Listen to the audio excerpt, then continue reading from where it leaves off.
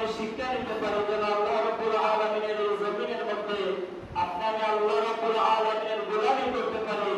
এই জমিনের মধ্যে যেন আল্লাহ এবং আল্লাহ রাসূলকে ইত্তেবা করে যেন আমাদের জিন্দেগি কাটাইতে পারি।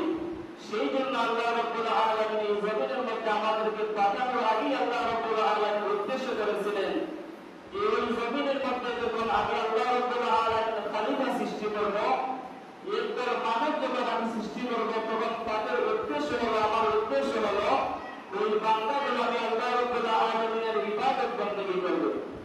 কিন্তু আল্লাহ রাব্বুল আলামিনের উদ্দেশ্য করে জমিনের মধ্যে পাঠাইছিলেন।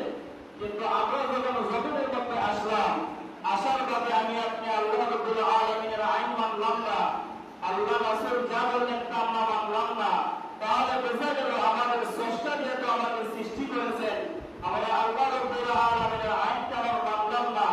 আল্লাহ রাব্বুল আলামিনের আইনটা আমরা আমাদের যে আইনটা আমরা সেরকম আমরা বাস্তবায়ন করতে চাইছি। এই জন্য আল্লাহ রাব্বুল আলামিন বলেন এই জমিনের মধ্যে আমরা তোকে আমি পাঠাইছি, এটা চিরস্থায়ীভাবে পাঠাই না, এটা একটা অস্থায়ী।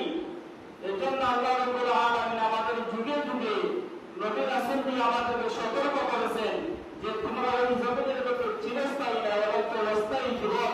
এই জমিনের মধ্যে তোমরা ইবাদত বন্দেগী করতে হবে।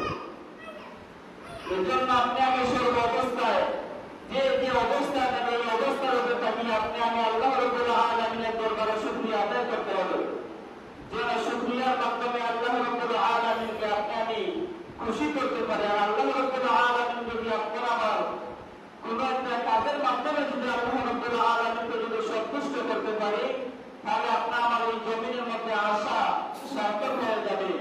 কেননা আল্লাহ রাব্বুল আলামিন এমন কিছু কাজ করতে চান না যে কাজের মাধ্যমে বান্দাকে আমি লাঞ্ছিত অপমানিত করি। কিন্তু লাঞ্ছিত অপমানিত হলে আমাদের কর্মকাণ্ডটা আমাদের হয়তো হয়।